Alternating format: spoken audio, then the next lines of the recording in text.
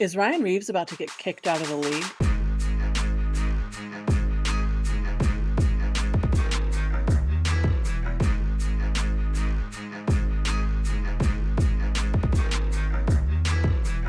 Welcome back to the Pucked Up Podcast, Mother Puckers. I am your host, D-Bag. I am joined with the so handsome, so smooth Finjiff, or Chris, as we prefer to call him. It's still like no one calls me Finjiff anymore, which Nobody. is Actually, it's the only person that does is our buddy Zach, who in his Zach. chat Yeah. will be like, Finn, and I'm like, who the fuck is Finn? So And well, then Viking does the it same takes a thing. second. Yeah, Viking him does and the Viking are same the thing only too. two. He's always called me Finn, and we know each other's names, but like, Right. I mean, Zach will call me by my name, Yeah. but like not all the Just time. not, yeah, no. Yeah, if it's So it like just kinda makes me LTN laugh. related, he will. But yeah, Right. Unfortunately, as you can see, Danger is not here today, so we have her lovely representation down on screen. So she's with us in spirit, but she just couldn't make the recording today. So yeah, dude, lame. life be lifing and shit. But she should be back next Life week. always be So life. yeah, Yes, 100%. and I think Maul was working today, so we couldn't be like, Yeah. Maul, the fuck you doing? No. Yeah, it just works Also, out. So now it's just us let two. us know if you guys want to see Maul more than you're Mhm. seeing him now, because we do love Maul Yeah. and we think he's a fun part of the podcast. So Yeah. let us know in the I comments like if you him. guys want to see some more of him. Mhm. Absolutely. Well, I guess with that, why don't we jump into the smorgasbord of PWHL news we have today? Because boy, howdy, are they putting a lot out in time for their season start. Shout out to the ladies. I know we are on the Yeah. eve of recording. We are on the eve of Yeah. the start of the 2024-2025 season, which I think Hmm. we are all hyped for. Dude, so excited. Especially as we talk about some of the things that they've got coming up. It's just very exciting. Oh So yeah. first, coming out of the PWHL, we have announcements on rule innovations and key dates. So there is a special focus on player safety and offensive play in this year's rulebook. For player safety, this season the PWHL will become the first professional hockey league to assess a major penalty and a game misconduct as a default penalty for all illegal checks to the head that occur during play. And I'm mentioning this now because it's especially appropriate for a topic we're going to have later in the show. Shout out to the PWHL for doing that. Mhm. An illegal check to the head, like we got to cut down on it, and the only way is like really a stiff punishment, because clearly, I mean, shit happens, and every once in a while, people are going to get, an accidental sort of a situation. It happens, but there has to be a penalty to reduce the amount of times where it is intentional, where they are knowingly participating in bad behavior. And we'll just leave it at that for now. We'll get back to it later. Illegal checks to the head will automatically initiate a further review with the PWHL Central Situation Room, by which referees may confirm their original call, reduce the penalty to a minor if the hit was accidental, which I appreciate as well, because again, we just said shit happens, or rescind it entirely if the review determines the head was not the main point of contact. So additionally, the severity of the penalty for headbutting has been upgraded to a major penalty plus a game misconduct, while a major penalty and a game misconduct has been added for any player who pulls her opponent's hair or grabs her opponent's chin strap, facial protection, or throat protection. Again, I just really appreciate this is actual player safety. Yeah. Having the situation room be able to determine, like, okay, that was clearly accidental contact there. Let's not, throw the book at them, kind of a thing. I think that's Yeah. great. And I hope that I haven't read the rule, because the application is Rule 48 for those of you that are really interested in that kind of stuff. You can go read it. I haven't read it yet, so I don't know if they provide specific information to the situation room as to how to determine incidental versus intentional. But hopefully that's there so that we can avoid some questions there. And I know the NHL is starting to do stuff like this. I know the NCAA has been really big in this with college basketball. And the PLL has done it as well, where they will assess the max penalty to that, then review it to be like, okay, does this need to be adjusted? And I think it helps officials make the correct call. B, it allows them to really review the situation. Right. And see it like highlights, hey, stop fucking doing that. Like, and I'm all here. I am absolutely here for after the whistle, some pushing and shoving. But when you're grabbing Yeah. hair, grabbing facial protection, like, you don't need to be grabbing shit. And this is Right. a situation we ran into in the NHL a couple years ago with the Tom Wilson situation against when he grabbed the back of his jersey. I don't think he meant to take him down the way he did, but that's what happened, and that Right. shit is dangerous. People can get hurt Right. that way. So I like this rule. I think I do too. this is something I'd like to see the NHL incorporate in a hybrid situation. Yeah. Um that seems like a good thing to look at. Yeah. Absolutely. There were some other changes that they've made. They want to maintain a forward-thinking approach to hockey, and so they've introduced rules designed to favor offensive play.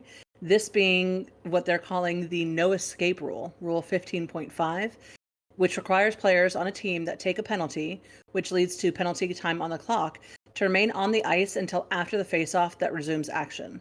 This requirement, similar to the current no player change rule that governs icing the puck, could lead to situations such as teams opening a penalty kill with 3 forwards and 1 defender on the ice until an opportunity for substitution arises. Further, an additional penalty for delay of game will be assessed to a team if it intentionally places too many players on the ice to cause the stoppage of play and create confusion about which players must remain on the ice in the application of the new rule. These rules were vetted through the Rules and Competition Committee, which was created in the offseason and approved by the PWHL Hockey Operations. The committee, chaired by Cassie Campbell-Pascal and Megan Duggan, includes players, a head coach, and a general manager, the associate manager of player safety, and a representative of on-ice officiating staff. Some other notable rule changes are if a shot originating in the attacking zone is deflected out of play by any means, either off either team or the crossbar, the ensuing faceoff will be conducted in the attacking zone. A coach may challenge applications of delay of game, puck over glass. If the challenge is not upheld, the team that challenged will receive an additional penalty for delay of game. When a goalkeeper is removed from mandatory medical evaluation or injury, the replacement goalkeeper may be afforded a brief warm-up period. And then lastly, regarding body checking, it has been reworded to provide clarity to the on-ice officials applying the rules, which we love to see rules getting changed to make sure that the Stripes can understand what it is they're expected to be doing. For sure. Love to see that. We love the fact that body checking isn't discouraged in the PWHL, but we also want to protect our players and make sure that, if you're taking a hard check, that if that's illegal, there's no gray area. Everything's in black and white. And I like that the way that they worded it, it's made it so it's like, we're not taking this away, but be mindful of what you're doing. Yeah, 100%. If you are interested in reading the full rules, the PWHL has it on their website at thepwhl.com. I definitely recommend you go check it out if you want to see what their other rules look like. As far as some notable dates, as Chris said, we are on the eve of things kicking off for the PWHL. Their mini camps in Toronto and Montreal start tomorrow. On the 26th of November, the waiver period begins. On the 27th, the waiver period closes. That's such a short window. They get less than a full day. And then, so the waiver period closes at 3 p.m. By 5 p.m. on November 27th, they have to be in roster compliance. Right. So again, a short turnaround. They're trying to get shit going. On November 30th is the first game of the first official game of the season. Between March 1st and May 8th, you have your draft declaration period for anyone who is wanting to be a part of the 2025 draft. March 2nd is their trade deadline. March 3rd is a roster freeze. May 3rd, the PWHL regular season ends, and May 6th will begin our 2025 PWHL playoffs. So that is some key dates and innovations. Another quick note that we have about the PWHL is that they have signed some additional broadcast licensing in Canada specifically for this season. That is to say that they are adding in Prime Video to the lineup in addition to TSN, RDS, and CBC Radio Canada. With Prime Video, they're going to deliver all 90 games, including exclusive French language coverage of all 30 Montreal Victoire games as well. Which is badass. Yeah, that's really cool to see Prime Video do that in Canada. I hope Prime then decides what they're doing in the US, but they did say the PWHL will announce the US broadcast partners schedule and talent at a later date. So I think they're finalizing some things that they want to do there, and hopefully we get to see Prime Video keep it on the women's side too. I would love to see that. I know Prime Video has taken over a lot of stuff, streaming for hockey games and NFL games and things like that. They've got a And I think it's broadcast cool. deal with NASCAR next year starting. Yep. They're broadcasting 5 races live exclusively Yeah. on Amazon Prime. That's going to be for like a 7-year deal. So Absolutely. Amazon is they're really doing their best to try to get sports into a market. And as much as I love having all the games on YouTube, I also am a Prime Video subscriber. I'm an Amazon Prime subscriber like most people. So I'd gladly would watch them on Prime. Yeah, absolutely. So very cool to see that. There are some specific notes about who has coverage here, there, everywhere. So if you are interested in that, again, the PWHL website has all of that information for you if you are a Canadian viewer that wants more info. Another really cool thing that happened with the PWHL, which Chris and I messaged each other about it, and we were like, I cannot fucking believe this. This is so awesome. Is that the PWHL is to be featured in EA Sports NHL 25, which, like, bro, I could never have imagined we would have that. Like, in watching sports coverage growing up and like sports video games, this is so brand new. Yeah. This is so exciting. And I applaud whoever at either EA or the NHL decided to, like, yeah, let's move forward with this. Because we've been asking for a long time, and now we're finally fucking getting it. The cool thing about it is knowing that EA Sports did this with an NBA game a while back. They had the WNBA featured in a specific mode. The cool thing about this is all 6 teams will be included in Play Now, Online Versus, Shootout, and Season modes. In addition, PWHL uniforms will be available in World of Chell with players, logos, and uniforms available in Hockey Ultimate Team. And to fully immerse the players in authentic PWHL experience, the update will include the Walter Cup and advanced body skeletons through Sapien technology integration. So not only are they allowing you to use them in virtually all game modes, they have mocapped these players in their new engine that EA is using for this game. They're mocapping all of these players to be in this game this way. And I'm like, shout out to EA Sports. That's fucking what I mean. Get it. This is an update that is bigger than anything we've ever seen before. Like, this is so big. This might be the most important update for women's sports in this form of media. Like, there is no denying how big it was when they were when women were included in FIFA, when they started getting included. I don't know if 2K does it, but like with NBA games. But like, this is massive. This is massive. Yeah. And we celebrated when Sarah Nurse, whose brother we're going to talk about later, was highlighted in NHL 22. We thought that was so cool. She was on the cover because of the contract they had with the IIHF, the International Ice Hockey Federation, which was really cool. We thought that was improvement. And to know that in not even 3 years, we're going to have a whole ass league and all 6 of their teams are going to be available in all gameplay modes, and they have their own cup. Like, you can set it up so that you're winning the Walter Cup at the end and not the Stanley. The only one they're not available in is franchise mode, which I get. Yeah. If you're going to do that, have a separate franchise mode for the PWHL. But that's... Which maybe that's coming 26, looking at you, EA. Exactly. And with season mode, you can essentially do the same thing. Right.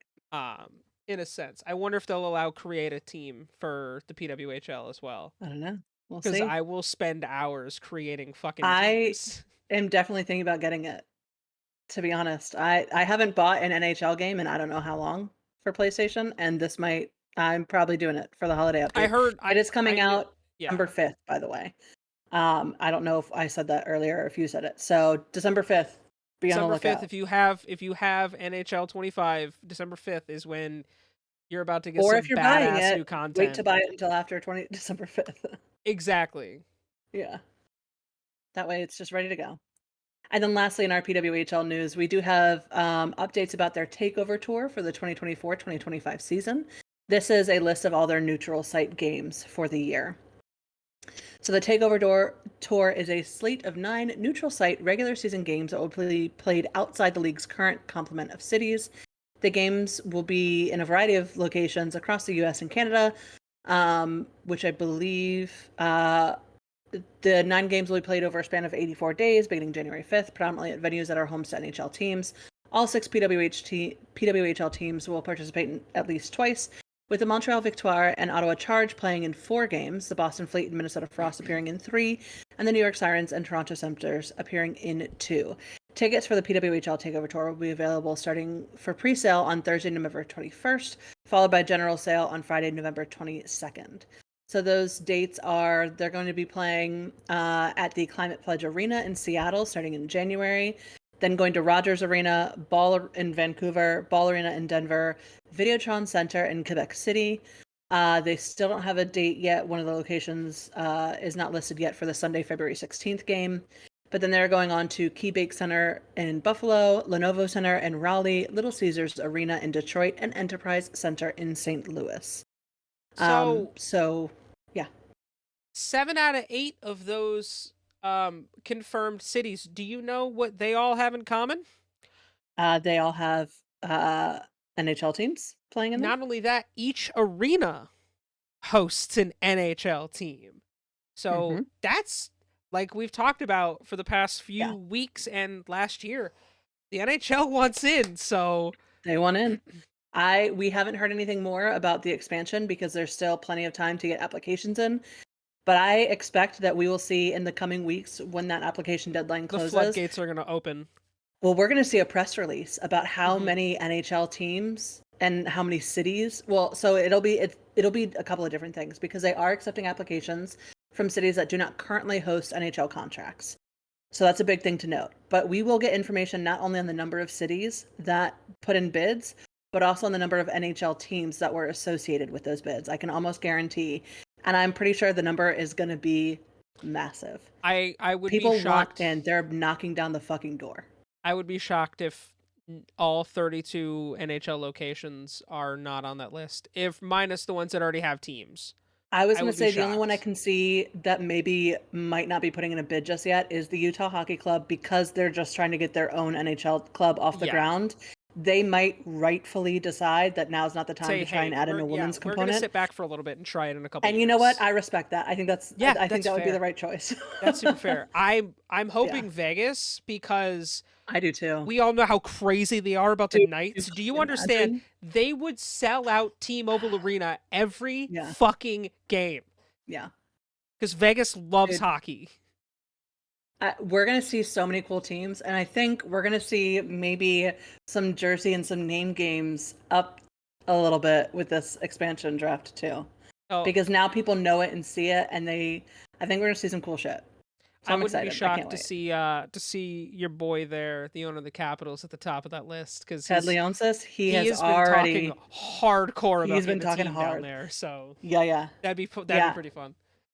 And they are currently working on updating their arena with the city, with the keeping in mind that because we have the Mystics, which is our WNBA team, wanting them to have better facilities as part of the agreement of why we're getting so much money from the DC government to rebuild our arena is with women's teams in mind. You guys share Capital I'm just adding that in. The Mystics and the Wizards, right? Correct. Okay, yeah. So, I mean, you're going to want, if that's going to host an NHL team, an NBA team, a WNBA team, and a PWHL team, yeah. I mean, that arena's what, 30 plus years old now? It's old. Yeah, it's old. Yeah, so. It needs some updates, and it's getting them. And so that's why I'm like, hey, I think that maybe this is going to work out, and I think Ted's going for it. Hell yeah. I'm excited. But yes, that is our PWHL updates for I missed one. I lied. You did, and I lied. I still have one. It is pretty fucking cool. Last year, the PWHL did team up with Barbie, and they had a limited collab with them of a few things. That collab is now back. You can go get some of their gear now. They have a PWHL hoodie, which is so sick. It says Crushing Limits on it with the PWHL logo and the Barbie logo on it. Chase your dreams, dream it, do it, goal getter, all this kind of stuff. That collab is really cool. But then the Barbie Style account also released images of their Barbies in PWHL sweaters.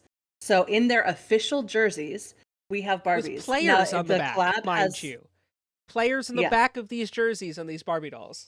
yes. So they have not officially announced a release yet. I think they're testing the waters with seeing the reaction to Barbies in like actual PWHL branded like uniforms.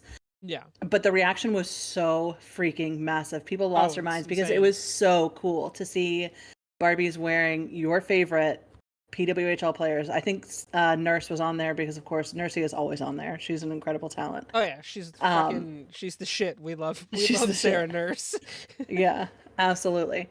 Um, so yeah, it was so cool. Barbie has continued to be a sponsor of the PWHL, and they're continuing to put out that they are going to be loud advocates for them, and it's just really, Hell really yeah. cool to see. We love that. Yeah, we do. Um, well, that wraps up our PWHL news and brings us into some other cool entertainment news and also community care news. So, a little crossover there. Chris, did you want to talk about the cast of Shorzy and I beating the shit out of a bunch of old men? So this is fitting for me because And for Letterkenny is you. one of my all-time favorite shows. I quoted, Yeah. I have a fucking Shorzy bot that I created forever ago for my Twitch channel, which I Yeah. have to bring back. But Right. the character Shorzy, for those that don't know, from the show Letterkenny, received a spin-off show. Hmm. That's I believe they released their third season a couple months ago. Um, it is based on a senior hockey uh, veteran who moves to Sudbury, Ontario, to be a part of this crazy team that sucks, but they become amazing. And the cast is actually doing what's called the Shorzy Fall Classic. What that entails is they are playing a limited amount of games. I believe it's either 5 or 6 Hmm. against NHL alumni in certain Yeah. cities. Part of the proceeds, let me make sure I read this correctly. Part of the proceeds will be donated to a local charity as well Hmm. as I think there were 2 or 3 other things that they were divvying it up, but I know the big one is a lot of it does go to the local charity. Yeah. Um, the game they have played so far the Buffalo Sabres alumni, the Detroit Red Wings alumni, the Toronto Maple Leafs alumni, the Boston Bruins alumni, and as we record tonight, they are wrapping up the whole fall classic with the alumni of the Chicago Blackhawks. Um, Yeah. it was pretty epic. They had a fight in Detroit. They I think they did. have at least one fight throughout, but Yeah. it was pretty great to watch those guys throw down. And for those that don't know, Jared Kiso, who's the creative mind behind Shorzy and Letterkenny, he plays Shorzy. He's also plays Wayne and Letterkenny. He used to play hockey at a really high level. He played in the CHL. He played Hmm. senior hockey. Um, so it's cool for him to be able to play in a competitive sense that's not super competitive. Right. Um, but it's pretty cool. You can follow them on social media. They have been posting it. If you are interested in buying merch from the show Shorzy, you can get your Sudbury Blueberry Bulldogs jerseys as well as other apparel. Yeah. Um, it's Sudbury. Yeah. If Blueberry you haven't jersey. watched the It's a lot. show, it's the funniest fucking thing. Yeah. Um, but yeah, no, I loved this so much because everyone who knows me knows how much I fucking love Letterkenny, and Yeah. this is the coolest way to take TV and sport and just be like, hey, let's fucking go, Yeah. boys. It's like if And they took especially the the fact cast that of they're Goon and put them on right. the ice. But especially because they're donating a lot of this stuff to like local youth organizations, especially, which is so Yeah. important. But just again, the community care aspect of it by cutting a fat check is great. And Yeah. I think they also had like much like in NHL games, you had like little kids be able to take the ice during the period breaks. Yeah, Um, I believe so. They did little games, yeah, which is awesome. which is so dope. We're here for I that. think that's They awesome. do. The PLL is big on doing that in halftime. Yeah. So Mhm. I'm here for that. But I love yeah, it. no, I'm sure you could probably find videos and Yeah. highlights and stuff on YouTube. I wish they were broadcasting these somewhere because I would I watch know. the shit out of these games. Yeah. Unfortunately, I don't think that they got that Amazon Prime Yeah, they're sponsorship. not one of the people Maybe who next got time. Amazon. Yeah. Yeah. Maybe next time. But that was so cool and definitely fun to see. If we haven't already, we'll probably share a video of the fight on our TikTok. If you aren't following us on our TikTok, fucking do it, man, because we You need release to. exclusive It's content in the to our description. TikTok. It's in the Yes. description. Not only do we release exclusive content, but we often repost and share things from other groups, either from our teams, from other teams around the league, cute moments Yeah. in hockey itself, across both the NHL and the PWHL. And sometimes we reference those TikToks that we've all seen because we're sharing them on our stuff. And so if you're not looking at our shit, then you're behind and you aren't like Yeah. fully included in this conversation. So And go if do there's that. shit we aren't covering on the show that you're like, oh fuck, they didn't talk about this in the pod. Guess what? Go check TikTok. Yep. Probably by 100% go check yeah. TikTok. It's probably there.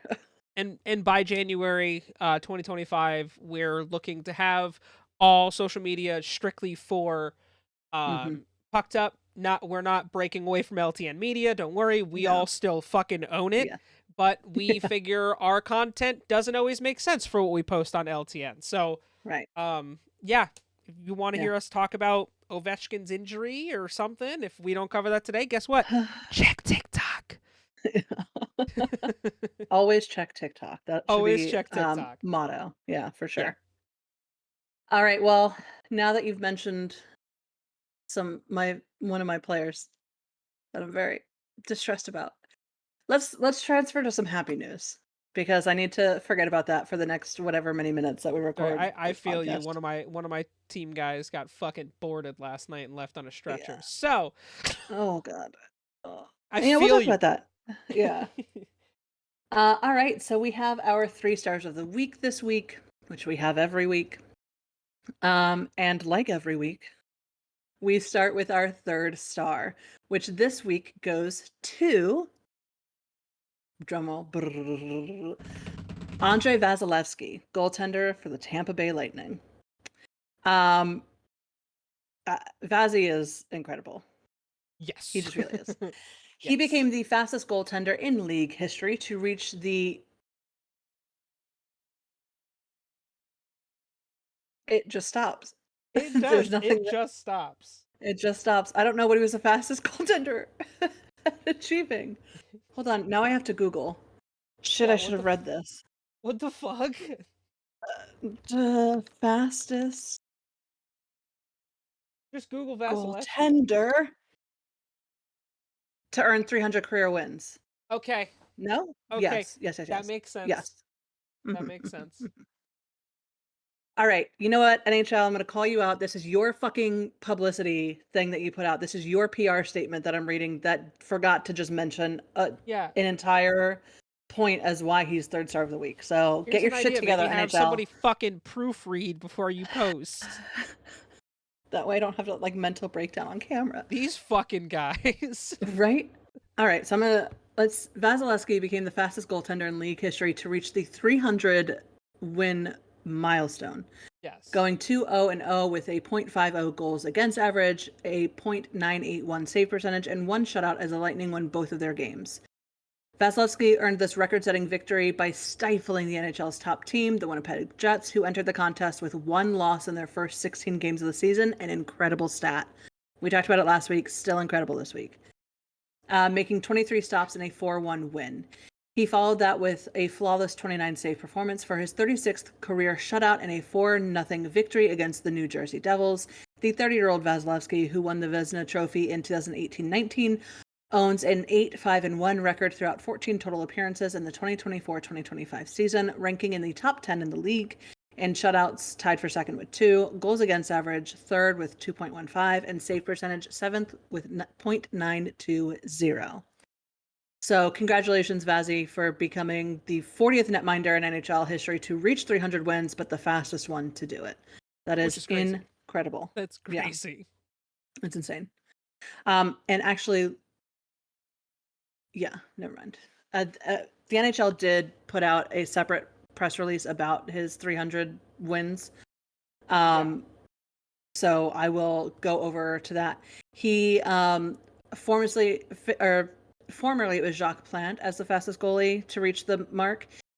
He earned win number 300 in his 490th career game, whereas Plante's previous win ratio was 300 wins in 521 games. So in 31 games, he was able to get the dub. So, or 31 games sooner, I should say. Pretty cool.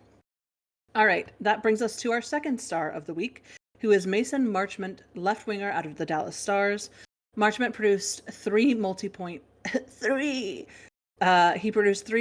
performances in as many games, leading the NHL in goals, tied for fourth, assists, tied for fifth, and points 9 as the Stars completed a perfect week. He notched 1 goal and 4 assists, sparked by a franchise record tying 4 points in the first period and a 7-1 win over the Pittsburgh Penguins. Marchment then registered 1 goal and 1 assist in a 7-2 win versus the Boston Bruins before closing the week with both Dallas goals highlighted by his 9th career game winner and a 2-1 victory against the Minnesota Wild. The 29-year-old Marchment, who has established career highs in goals 22, assists 31, and points 53 in 23-24 season, sits second on the Stars with 6 goals and 11 assists through 15 total outings this season. He, along with McDavid, is one of the 44 NHL players, averaging at least 1 point per game. All right, that leads us on to... Well, can we talk about real quick before we move on the video that they have on the website?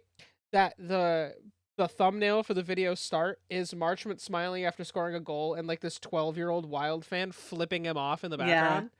That's so out, funny that that's on NHL's website. Again, I think NHL, you need to look at your publicity team a little bit. Or with that, don't. Or just don't. Fuck it. Don't. Yeah, maybe it's fine the way it is. I love the chaos. Yeah. So funny. For our first star of the week, we have none other than Connor McDavid, a center for the Edmonton Oilers. McDavid became the and player in... See, and this is why I'm not always having a stroke. This is legitimately what the NHL put out. Player in... McDavid became the 4th fastest player in NHL history to reach the 1,000-point milestone. I only know that because we're talking about it later. And so I don't have to Google that one because I already know it. Not only that, NHL, I posted that shit like when it happened. Together. You're missing a lot of words here, and they're very key words to this stat right now. And player. The and player in. McDavid became the and player in NHL history to reach the 1,000-point milestone, totaling 3 goals and 5 assists. I'm gonna leave it. 3 goals and 5 assists across 3 games to propel the Oilers to a 2-0-1 week. The one there stands for an overtime loss, in case y'all forgot, since we don't talk about those as much. He factored on all 4 Edmonton goals, capped by the primary assist on Leon Draisaitl's overtime winner in a 4-3 victory against the New York Islanders. McDavid then had 1 goal, 1 assist, as well as another overtime helper, scoring at the 2-minute and 44 mark of the second period to become the 99th player in league history to record 1,000 points, and a 3-2 triumph versus the Nashville Predators. He added 1 goal and 1 assist, including an assist on a tying goal with 1 minute and 29 seconds remaining in regulation, and a 4-3 overtime loss to the Toronto Maple Leafs. McDavid, a 5-time Art Ross Trophy winner, 4-time Ted Lindsay Award winner, and 3-time Hart Memorial Trophy winner, ranks 3rd in NHL history with 1.52 points per game during his career, behind only Wayne Gretzky and Mario Lemieux. That includes 7 goals and 14 assists through 15 appearances thus far this season, highlighted by 4 goals and 7 assists during an active 4-game multi-goal point streak dating back to November 9th. Now, I will say, I'm super happy for him. And I was super happy for Marchment, but I do think that the NHL could have stood to talk about Ovechkin again, given that he is also leading in goals right now. I'm just going to throw that out there. We're going to talk about his stats later. Check the TikTok. But leading in goals, pretty cool for being 9 years old. I feel like we're at a point now where every week D is going to be like, this is bullshit. A Capitals player isn't included. This is fucking stupid. I've had it. I can't help it that our captain keeps doing cool shit. Well, He you keeps know what doing he's cool not shit. doing right now? Walking. Listen, we're not talking about it. We're not talking about it. I refuse. We'll talk about it later. After I've had a chance to mourn properly. No, but I don't actually think that the NHL needed to change anything. I feel like it's pretty cool as it is. this is a massive accomplishment. This is a huge accomplishment. Considering how many players, there is a pretty short, like, it's not a massive list of players with 1,000 points, but like to be 99. in the top 5 of Fourth players, fastest. the fastest, fourth ever fastest. That's insane. Yeah, considering he had 100+ point season, and it's only ever happened like 12 times, and 9 of them were Gretzky. So yeah. It's really, I think it's incredible. I think, I've said it before and I'll say it again. I can't wait for the day that Connor leaves Edmonton and goes to a team where he can actually earn a win fucking cup. Yeah, because it's Sorry. not happening. All him being first star reminds me of the fact that like it sucks that while he's there, he's likely never going to win, and that's a bummer. I know. Same with Austin Matthews. It's like it sucks that it sucks that you have to leave to get a cup. He is the Toronto Maple Leafs. Like, he's the face of the team. But again, well, he's also injured too. Anyway, yeah, that was just me being shitty. Yes, we'll talk about him later. I'm not a Maple Leafs fan. Shut the fuck up. I know. Our Maple Leafs fan isn't here today, unfortunately. I would say Maul's not here, so yeah, right. Not here to fight us. Well, actually, that's a good time since we're talking about the disappointment of the Maple Leafs and the Edmonton Oilers. Why don't you give us a standings update, Chris? Where do we stand? Yes. We we stand where we stand. I think we stand on the shoulders of those before us, Chris. That's where we stand. Exactly. Yes. All hail the king of You're like, Gondor. shut up, Deanna.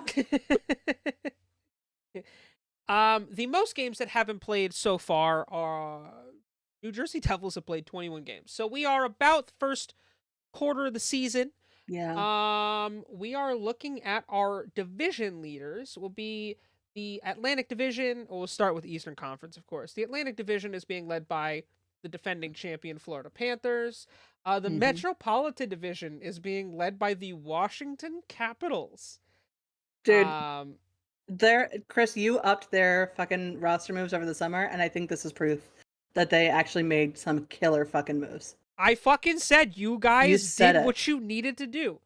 Yeah. Right, we'll go through the wild card, the wild card reading. If the playoffs were to start now, the Atlantic Division would look like the Florida Panthers. 1 point behind them would be the Toronto Maple Leafs. And 5 points behind them in third are the Tampa Bay Lightning.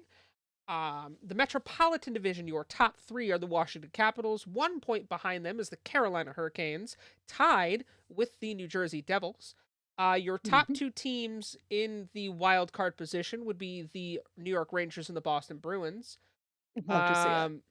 Yeah, it's very American heavy. Yeah, the bottom of the Atlantic Division, which we will discuss them a little farther, is the Montreal Canadiens. Your Western Conference Central Division top 3 are the Winnipeg Jets. Trailing them in second in the Central, 5 points out, are the Minnesota Wild. And in third, which should make Danger very happy, 2 or 3 points behind, are the Dallas Stars. Absolutely. The Pacific Division, I don't think Danger looks so happy right now. She agrees. I know. Do you see that smile? Do you see that smile? Yeah. She's saying, fuck the Dallas Stars. Exactly. That's a grudge I understand. The one against the Penguins I don't get, but that one I understand. They kind of took their fucking team. That's fair. Yeah, that's fair. The Pacific Division. I don't think anyone's shocked by this, but the leader of that division is the Vegas Golden Knights. The shocking one, however, is in second, 1 point behind, is the Los Angeles Kings. The Vancouver Canucks come in at third, 2 points behind the Kings. Your top 2 in the wild card runnings are the Calgary Flames and the Colorado Avalanche. Your top 5 overall in the league, the Jets, Capitals, Hurricanes, Devils, Wild, and Panthers. That's top 6. Your bottom 5. You Detroit can count, Red Chris. Wings. Good job. I can.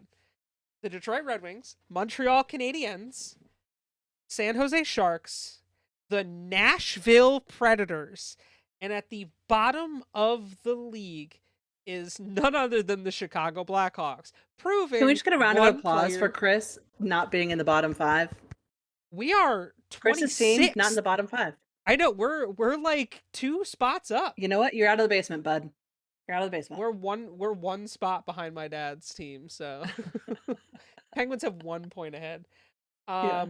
Other notable ones, which actually this ties in, 18th in the league in 20 games, the Boston Bruins are 8-9-3.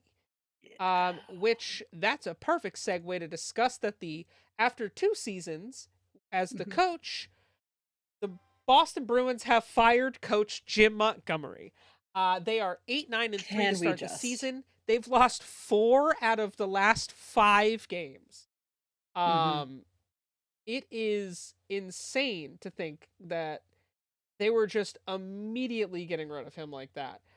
It's insane to think that they are 3rd in the Atlantic Division, and they were like, you know what? Let's get rid of our fucking coach. That is not something that you normally hear. Well, considering the fact that they were one of the best teams in the NHL last year, they're 4th. Well, in the year before when they had, tied for 3rd, but yeah. They are 4-4-2 in their last 10 games. They have a goal differential of -21. Yowza.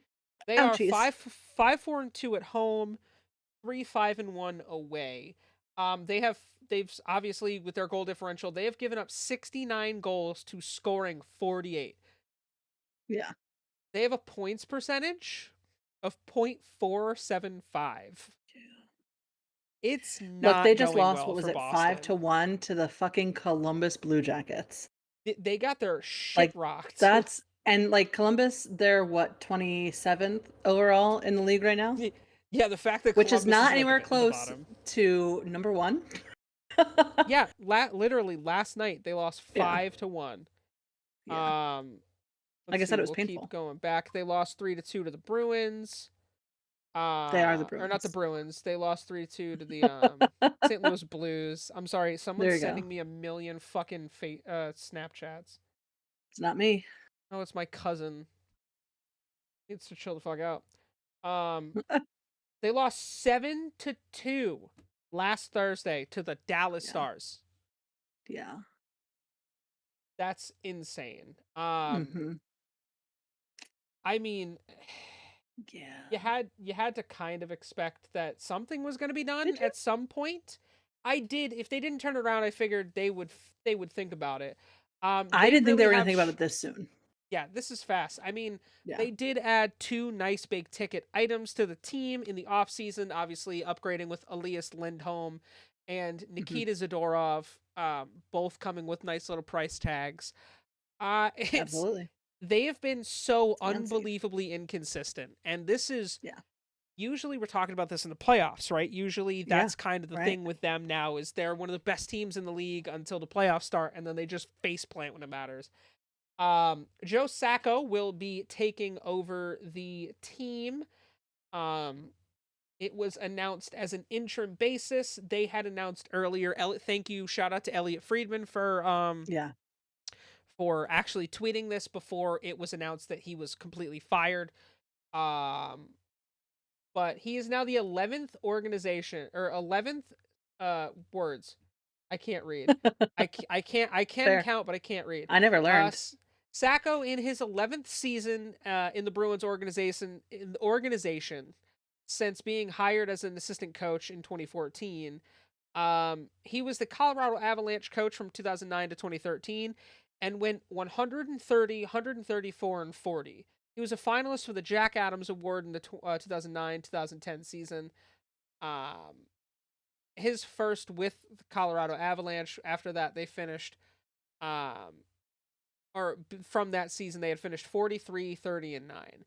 So, Sacco was coaching a rough patch for the Colorado Avalanche. They didn't have the firepower that they have now. I mean, I don't know. Like, I don't know how this is the right move. I get it when you blow the last 2 seasons the way Yeah. they did. Um, and it doesn't help that Bruce Cassidy was fired from the team and then the In next season 2022. won the Stanley Cup.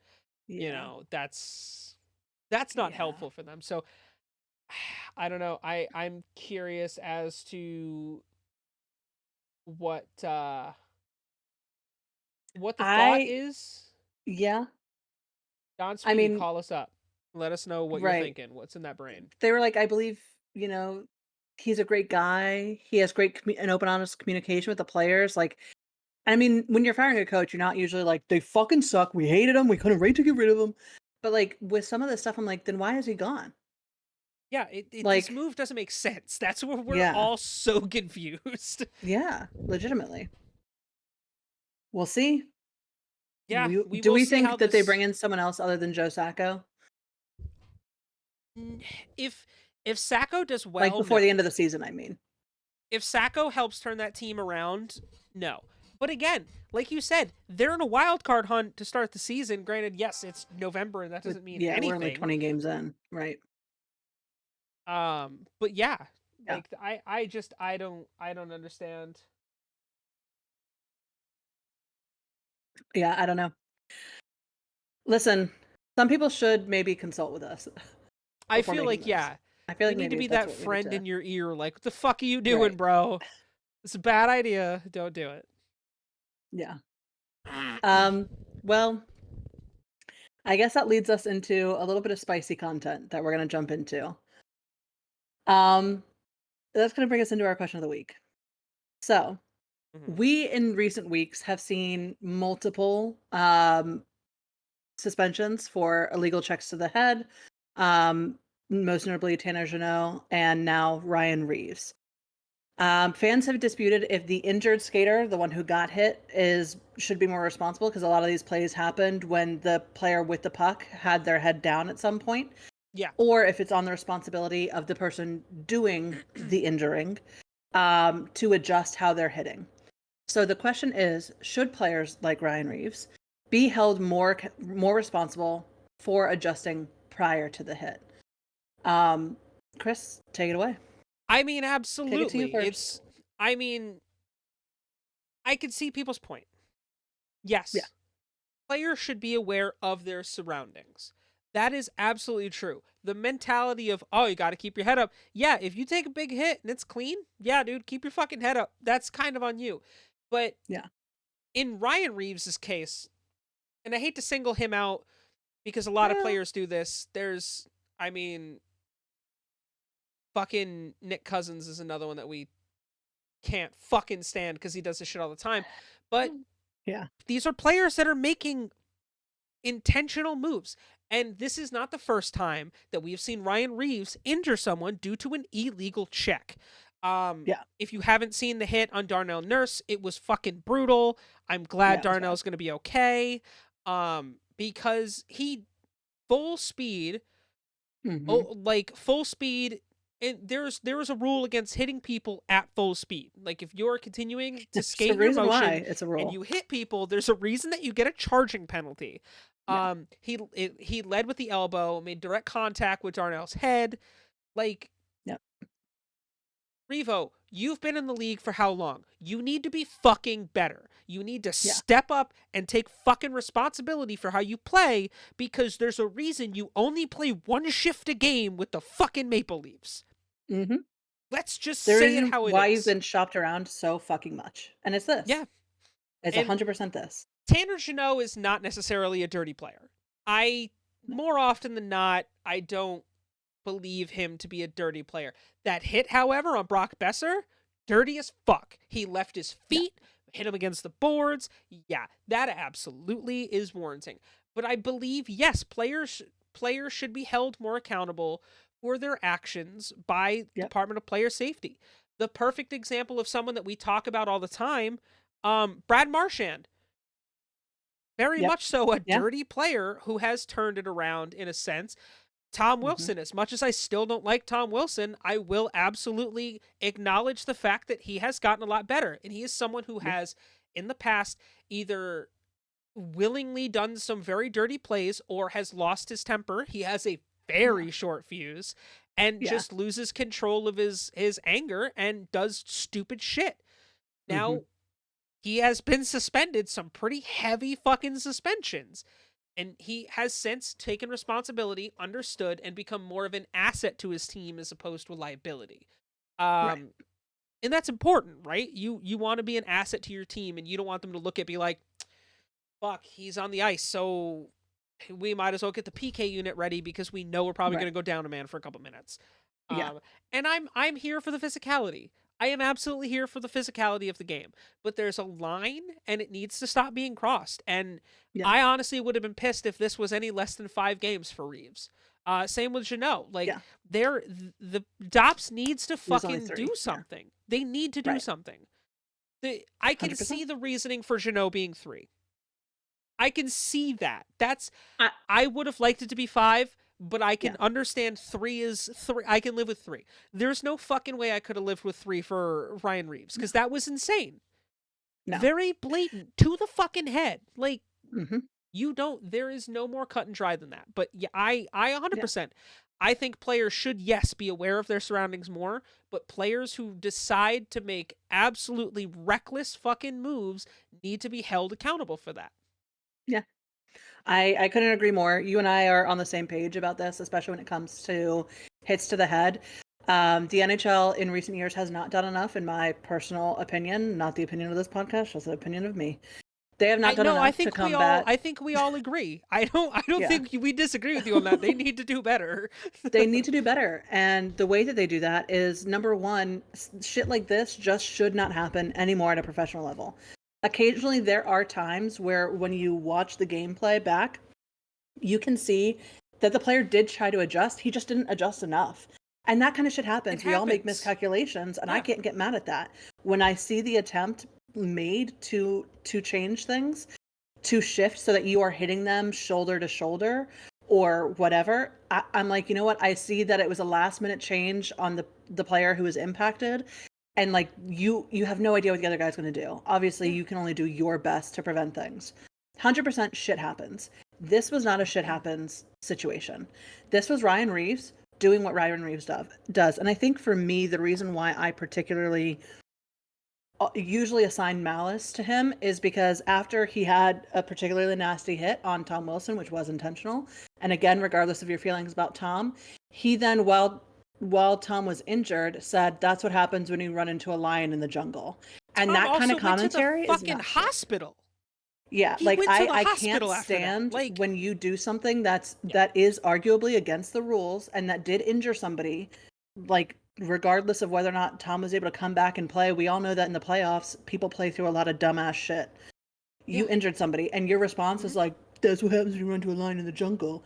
That's fucking stupid. And I will say too, last year, his club media relations told him that he needed to calm down his comments after the Morgan Riley Ridley Grieg situation, where Grieg was celebrating after an empty netter and Morgan Riley went after him and I think got suspended or fined last season. I don't remember. yeah, that was also kind of bullshit too.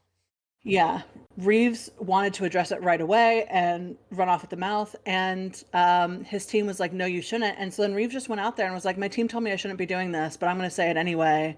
That's what happens. You got to teach a kid what this league is about," or whatever. He said some fuck ass shit. Well, yeah, because and so for that was reason, the kid that took the slap shot on the empty netter. Yeah. Granted, yes, I am all for going up, giving him some shoves, and being like, "Hey, yeah, don't fucking do this." But what Ridley did was insane. That was not okay.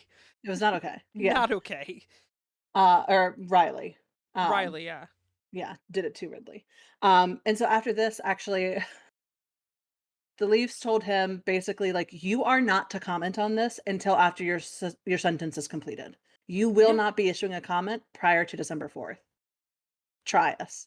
And so for that, apparently when he walked past media at a recent training, he was just like, "See you guys in 2.5 weeks," because that was what he thought he could get away with. Again, I just have a problem with this kind of stuff, especially when we're seeing so much information come out about concussions and about trauma to the brain, specifically from that. When we've Right. seen it happen, when you saw a player last fucking week get a 3-game suspension, you still thought that you could get away with it and that it would be fine. And you still acted in a way that was unprofessional, and you still acted in a way that was harmful to other human beings in a high danger game. Yeah. And if And you refuse to change how you are approaching the game, other teams should refuse to hire you. I agree. They already have. You get very little playing time because, unlike Tom Wilson, who you want to beef with, you do not promote the team in any way. Tom puts up points, either in Tom assists or Tom's goals. a 30-goal scorer a year. Like, it's not unreasonable. Does he always hit Yeah. 30? Sometimes he does more, sometimes he's less. On average, if I'm a GM and I look Yeah. at, here's two players with some not great history. 877 career games for Mm-hmm. Ryan Reeves. He has 135 points between goals and assists, but he has 5 times that with his 1,072 career penalty minutes. So Yeah. here, that's where I'm just going to look and be like, Tom Wilson, Tom's had a checkered past, hasn't been great, but you know what he's gonna do for me? He's gonna put my team in a position to win games. He's gonna be that guy that I need to step up when I need him to step up, and he's gonna be Mm-hmm. that guy that's gonna defend his team if he needs to. Is it gonna be dirty? Is it gonna be aggressive? It's gonna be aggressive for sure sometimes, but Yeah. he is not gonna cost my team a game. He's not gonna cost my team a win. Well, he's And also not if going I'm to a GM, cost my public relations team a headache, because you know what Tom doesn't do after a particularly dirty hit? stay stupid Say, shit. stay stupid shit. He keeps his mouth He shut. doesn't say stupid shit. And so And I that, I think think, is taken into account. And like you said, a GM is going to be like, that's not a risk I'm willing to take. and I Just so that we can expect have an enforcer. Like right. that, we are so past that era of hockey. And for a reason we're past it. You still need enforcers, but you don't need Revo. I expect Period. more coming from Ryan Reeves, considering his father was a professional football player and played in the NHL or the NFL and the CFL. His brother Mm-hmm. also, I'm pretty sure, plays in the CFL too. But I expect more from someone who was raised by a professional Yeah. athlete. Like, be fucking Yeah. better, man. Be better, because Yeah. you hurt someone for no reason. Unfortunately for him, though, 5 games isn't going to be enough for him to get that lesson. I think as much as Washington fans bitched and moaned about the lengthy suspensions that Tom Wilson was given because he was Tom Wilson, He I figured it do out. think that overall they ended up kind of sending a message. And I Yeah. think that we are beyond that point for Revo because he has not had to face that consequence yet by Right. any stretch of the imagination. And so he hasn't adjusted his game because he hasn't been forced to. He also hasn't been with a club long enough who has enough loyalty to him to sit him down and be like, hey, bud, we want what's best for you. We want you to be the future of this team. You got to change shit up. He has not sparked that loyalty from somebody else. And so for that, he has not updated any of the way he plays. And so I guess it's the person who is making the hit does have a responsibility. And if the person themselves is not going to take that responsibility, such as Ryan Reeves, then it is up to DOPS to enforce that responsibility. I think they should have enforced more than 5 games. I think they would have been well within their rights, as he is a repeat offender, to enforce more than 5 games. And I think that possibly we could have seen more than 3 with Tanner. I think that DOPS needs to take a hard line on this. Biggest Um, suspension was like 10 games. it was like 12, I want to say. It was, yeah, like that's was a message something- sent. Yeah. Hold on, I'll tell you what it is right now. He doesn't have a lot of penalty minutes right now to start the year, does he? No, right now he's not. He hasn't. I mean, he has penalty minutes, but a lot of them are like dumb shit. Like But it's not like overboard, like too many minutes. No. a few years ago where he would have Yeah. like 7 minutes or 8 minutes in a game. His like, which is his crazy. largest suspension was 20 games, which was Yes. reduced to 14 on appeal. That's right. Yeah, And that was for, I will mention, that was for an illegal hit to the head of Oscar Sundquist.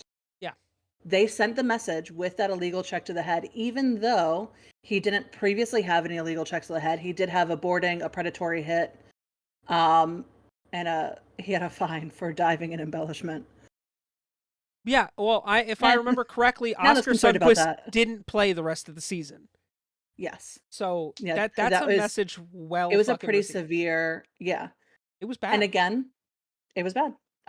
That happened just after we had won the Stanley Cup. Yeah. And I think it was a matter of like, you're on this high right now, don't be a fucking douche.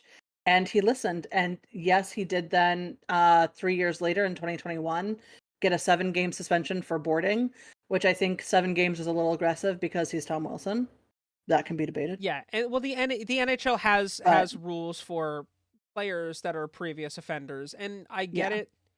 Um, it I don't know. I believe that maybe 7 was correct. That was a very aggressive board. I don't Yeah, I think don't really remember. I'd have to go back and watch it. I don't remember that if I one. I remember remember the correctly, Oscar it Sundquist one wasn't better. great. Yeah, the Oscar Yeah. Sundquist one. The fact that they even listened to that appeal, Yeah. like, but yeah, no, Well, I because think nobody's ever gotten a 20-game suspension in the like history, I think. So they were kind of like, maybe it is a little aggressive. I think Brad Marchand now has is the most like suspended player or Probably. something after last year Yeah. or 2 years ago. But yeah, no, I But agree all with that to everything you say, he said. hasn't been suspended since 2021 or even fined because in 2021 his last thing was a fine for roughing. It was that New York Ranger situation that we were talking about.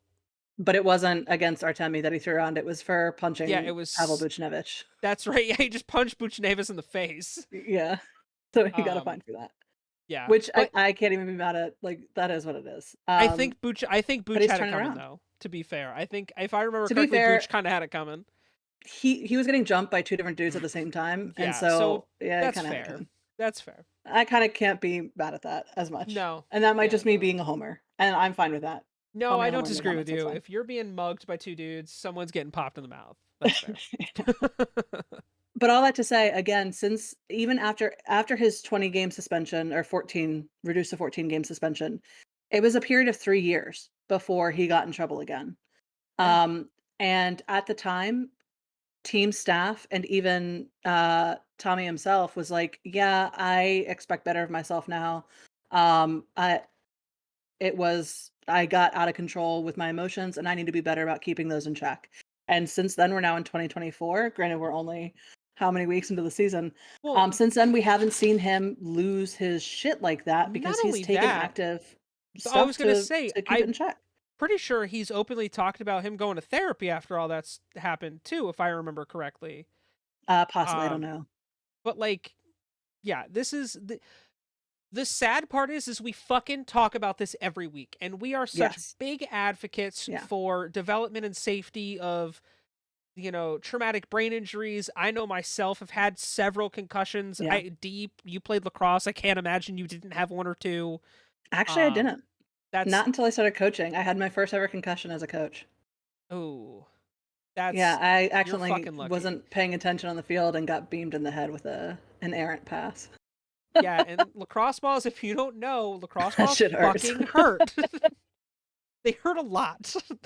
No, 'cause when I played, I was the one, uh I was knocking down more people than was getting Because knocked you're down. like 6 foot.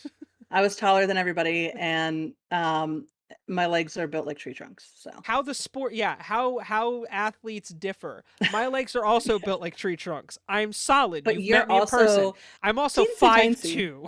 Yeah. So I got fucked up a lot. It was say D and I have hung Unfortunately, out in yeah. person. We both Yeah. know that we're both built like athletes, but I am Right. significantly smaller than her. Yeah. So So, yeah, but yeah, I do know how it impacted my friends, and teammates and things like that, and I do yeah, see how it impacts my current players.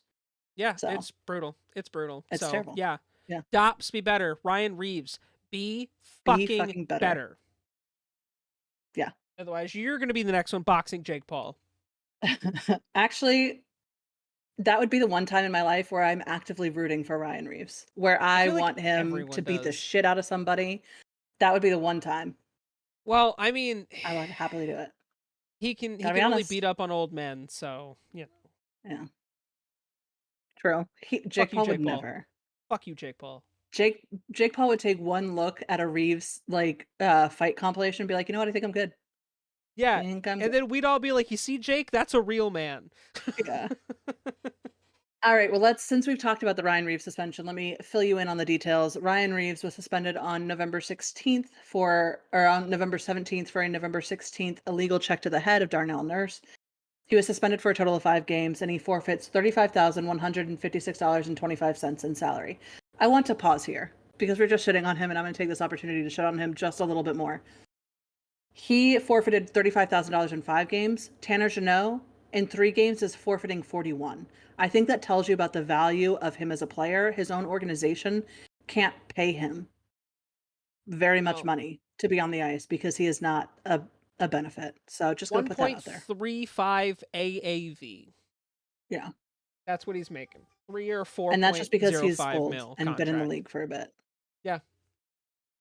Yep. Anyway, also issued on November 17th for a November 16th clipping of Jesper Boquist. Neil Pionk of the Winnipeg Jets has been fined a total of $5,000, the maximum allowable under the collective bargaining agreement. So those are all of our suspensions, all of our naughty boys for this week. Which brings us into our hurdy boys, of which there are many. Yes. No news to Vakanainen. I know we've talked about him in previous weeks. Yeah, Brock Vakanainen McGinn won't be back till next week at the best. Yeah, he's listed as day-to-day right now, but at best, I'm not expecting him until next week.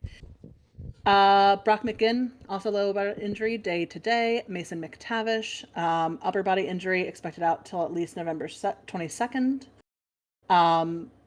That's it for the new one. Well, Robbie Fabry and Cam Fowler both expected out for a little while longer. Robbie out till December 28th. Cam out until the 29th. Yeah, we're not expecting either of them back until the start of the new year. Yeah. For Boston, we have just a couple of updates. Mark Kostelic is out day-to-day with a lower body injury. Hampus Lindholm also out with a lower body injury, expected out until at least December 1st. For Buffalo, we have Jordan Greenway, who is out for an undisclosed matter, expected to be out until at least November 27th. Alex Tuck out for an undisclosed matter day-to-day.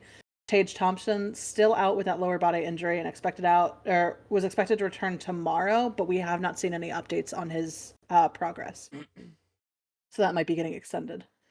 No news on Anthony Mantha, unfortunately. He's out for the season. He's done. Yeah. But I haven't heard if he's had a successful surgery or not yet. That's the only news that we're really waiting on, is to know I think if it went off well. This week, if I remember. Yeah, that's correctly. What I think so. I think it's this week.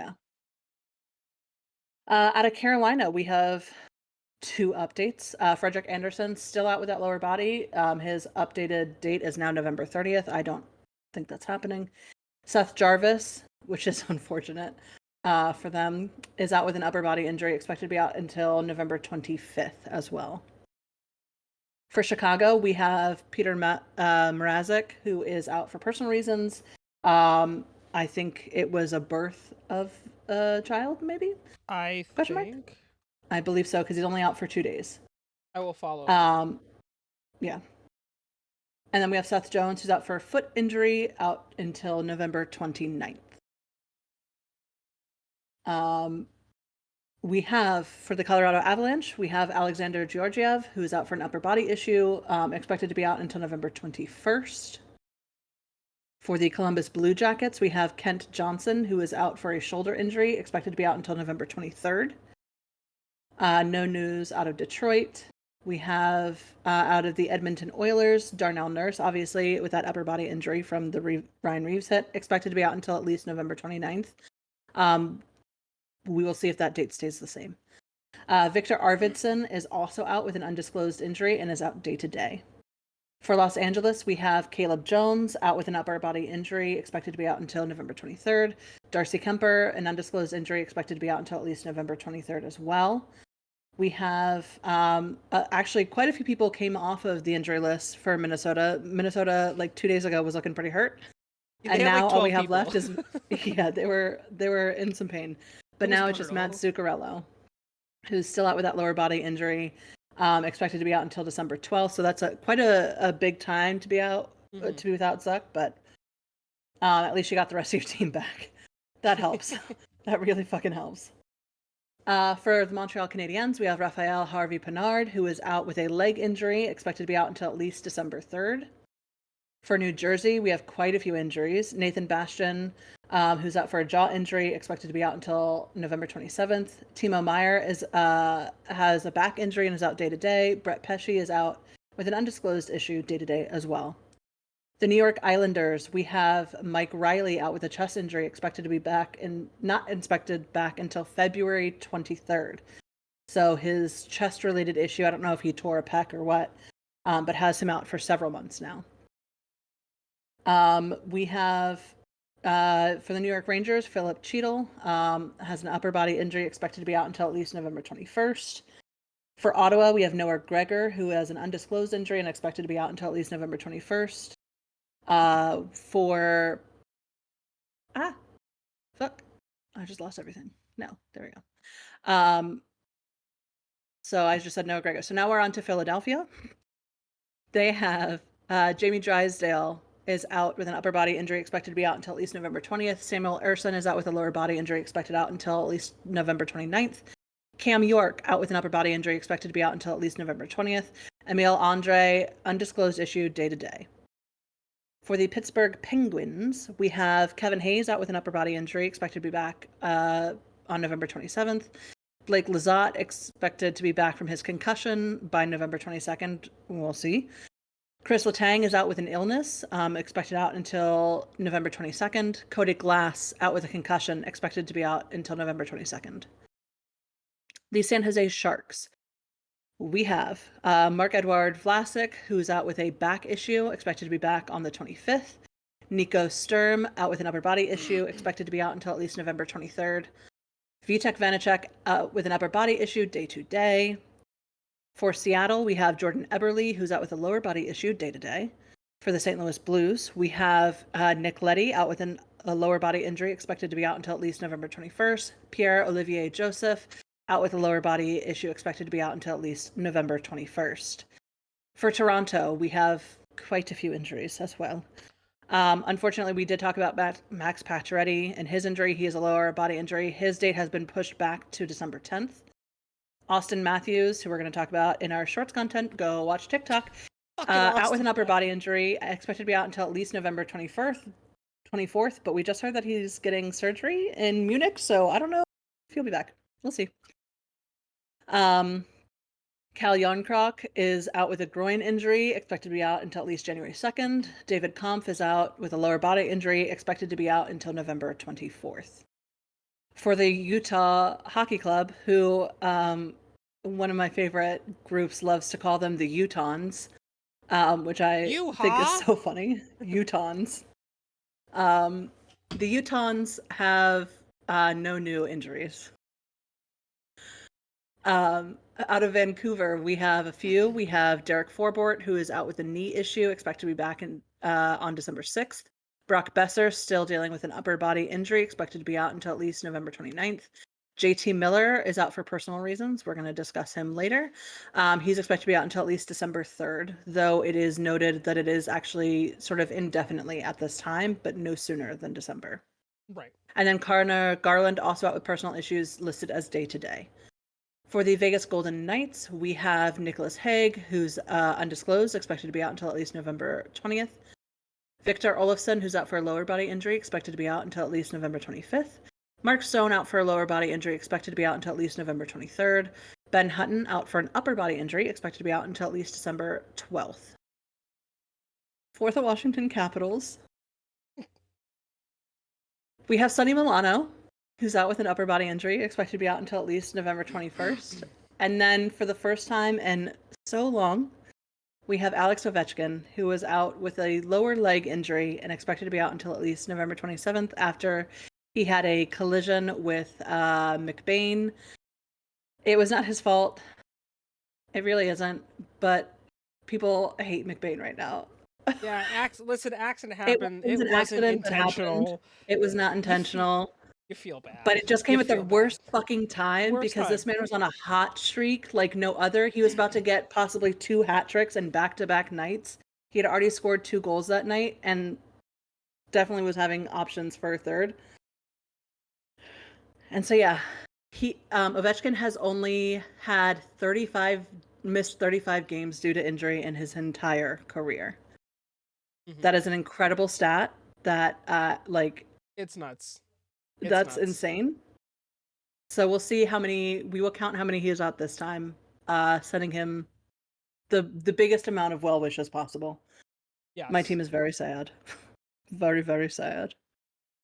And then lastly, we have the Winnipeg Jets. Logan Stanley is out with an undisclosed injury and expected to be out until at least November 27th. Man, what a bummer. I'm really sad now. Chris, Feels can you bad. update us on fantasy hockey so I can be more Well, sad? yeah, I was gonna say I'm about to make you more sad. So we I just know. wrapped up week I'm so 6 of upset. the Fantasy Hockey League. Scores, as we always do. Talk about last week's scores. John, F. Scott Fitzgerald, the team name, beat Gordon Bombay, the team name for Danger Son Matt. John won 102 to 83. The Dixon Cider, Dave, is on a fucking roll, y'all. He's won 2 straight, beating Woo! Marcello, 94 to 89. Danger beat Drew, 99 to 82. Wes beat Maul, 96 to 85. Maul is 1-5. And the heavyweight bout, the bout we were all looking forward to, there Were can we, only be Chris? one, and it is Were we me. looking forward to it? We all were, I think. I was. The battle of the undefeated teams has been settled. I have Yeah. beaten D 134 to 126 after D held it for most of the week. Yeah. She held for most of the week, but I had like 2 days where everyone on my team was popping the fuck off. Beating me with my own fucking players Yeah, is Connor like a special McMichael. of disrespect, honestly. I do. He's a Quite stud. honestly. He's a stud. We also had the Well, biggest, like, our game was the most high scoring of the week too, oh with yeah. both of us being in the 120s and 130s. Oh, we're We were we have the fucking two killing best it. teams. So I Yeah, we was know. expecting a heavyweight brawl. Yeah. Um, And we got it. we did. Current matchups this week. Wes and D are playing. D is currently down 32 to 19. I know. I'm eating Um, shit. Matt is facing off against Dave. Matt is winning 12 to 5 right now. Marcello is losing 8 to 7 or 8 to 5 to Danger.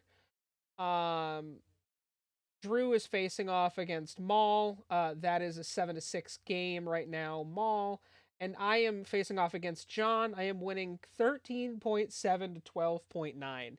So like zero 0.8 of a point. Yeah. Um, real quick standings update.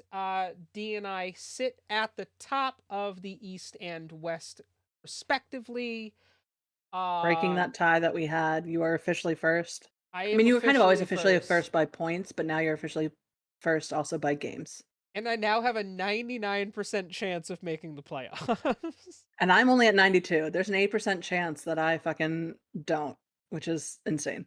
And what's crazy is the fact that our numbers are getting real close to Yeah. like our points for. I Mhm. only have 47 more points than you. But Yeah. and then you go down to Danger. Danger's only like 30 points behind you. And then Mhm. it's a Off a fucking cliff. 72-point gap between Yeah. us and everyone else. Yeah. We are the 3 best teams currently. I Mhm. don't think anyone should be shocked. No. We considering, you know, we host this bitch. Yeah. I do post Good. for those that are a part of the Fantasy Hockey League and you are listening. If you're not hanging out in the Discord, you should be. And even if you aren't in our Fantasy Hockey League, definitely come hang out with us in our Discord. We have a Yeah. Fantasy Hockey channel specific where I post updates, we post injuries. I just posted an article for this week on players if you're looking to catch someone in a hot Mhm. streak right now. Also, the fact that Mason Maybe I should go Marchman look at it. is a fucking free agent right now and he's been on a hot Yeah. streak. That's crazy. Um, yeah. Uh, I would have expected better. I expected better from Maul. That being said, again, shout out to Dave because Dave made Yeah. wholesale fucking changes last week. I actually Mhm. traded with Dave to get him Freddie. Once Anderson comes back, that's going to be super helpful for Dave. Yeah. Um, I think that's killing him right now, is not having Freddie healthy. But he's got Bob, Right. and Bob's playing better now. So, that's yeah. I have Yeah. my fucking numbers are insane. When it comes, I Yeah. have 107 goals and 167 assists, which is by far more than anybody. Yeah. So yeah, we'll keep an eye Yeah. on that as always. I think I'm going to be crowning myself the champion this year. But I don't the know. crazy Anything thing could about happen, fantasy Chris. hockey, anything can happen. It's because it's based on real life people that get injured Shit or happens. Yeah. yeah, shit happens. And I think Dave's Teams that finding have out a that you surprising can't. loss. Yeah. I think Dave's finding out that unlike football, you can't just stat your way through. You have Mm-mm. to know what the fuck's going on. Yeah. Because I won a fantasy football league a few years ago and I didn't watch a single football game. Yeah. But that was the year that the Rams won the Super Bowl, and I had both Stafford and Cooper Cup. That'll do it. I do have a That'll do it. trivia question for you before we move on to our Oh, final segment. I didn't think we had one this week. Um, Okay.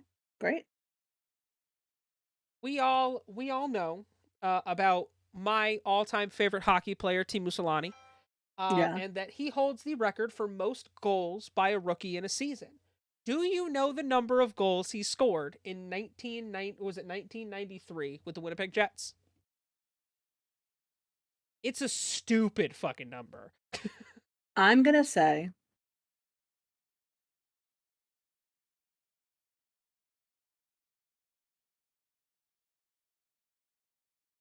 am I gonna say that? Yeah, I'm gonna say it's like 57. Higher. I'll give you one more guess. Higher. Higher than 57? 72. Close. 76, which Okay, still I was within stands 5. as the record for That is most incredible. goals. I believe it's most goals in a season, too. Yeah, probably.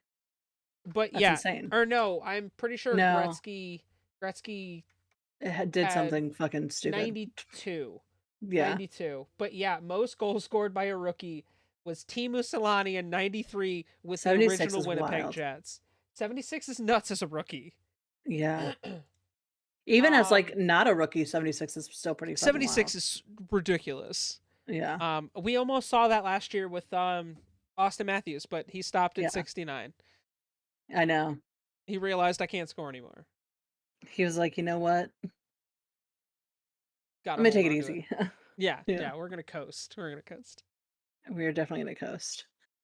All right, well, Chris, would you now please, pretty please, take us into our favorite segment, the obscure player of the week? Oh my god. There we go. I lived through it. Oh my god. I did go extra on this because Danger You isn't fucking here this did. week.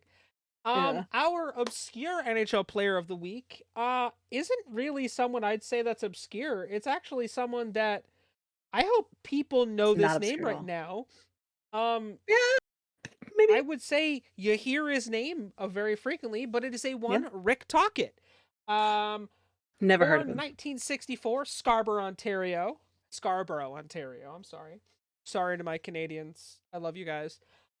This right-handed right winger was drafted 121st overall in the 1983 NHL draft by the Philadelphia Flyers. Mhm. In his playing career,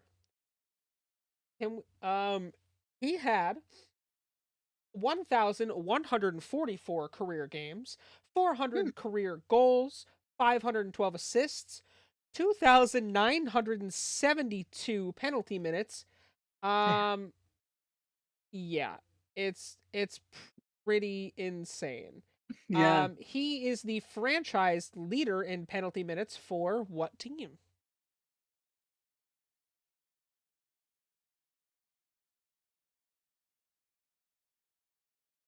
The Canucks. I don't know. No, the I don't even Flyers. know what to.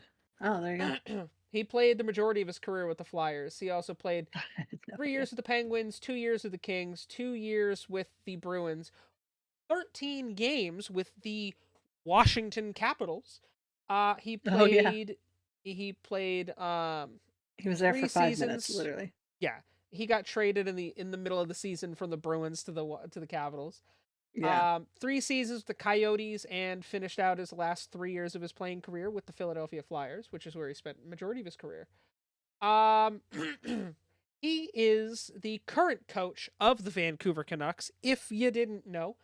Yep. He's Which actually is why I said the done, Canucks. yeah, he's done decent as a coach. Obviously going into a really shitty situation in 2022, 2023. Yeah.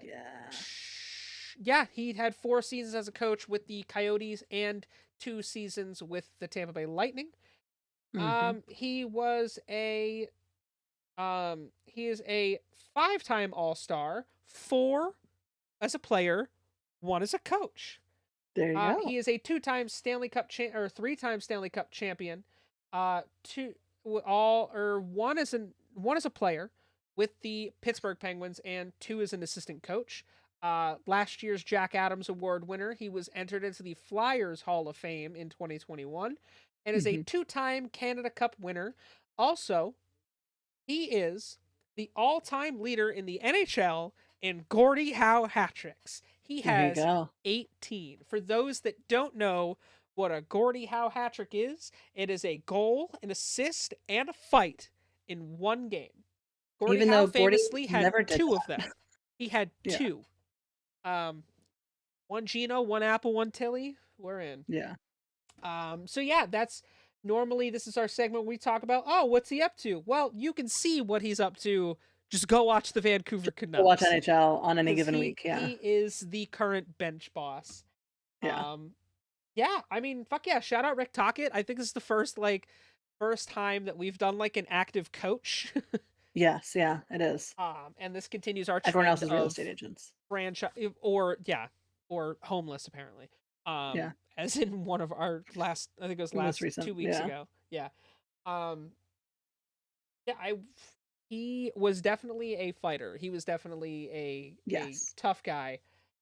Yeah. So we're here. I remember he actually took over in 2005 as coach for a little bit once Wayne Gretzky's mom was super sick. So he took over for a little bit as coach when Gretzky was there.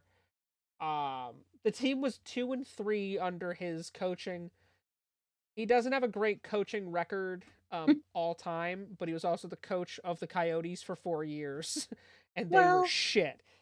556 games coached in the NHL, 248, 235, and 73.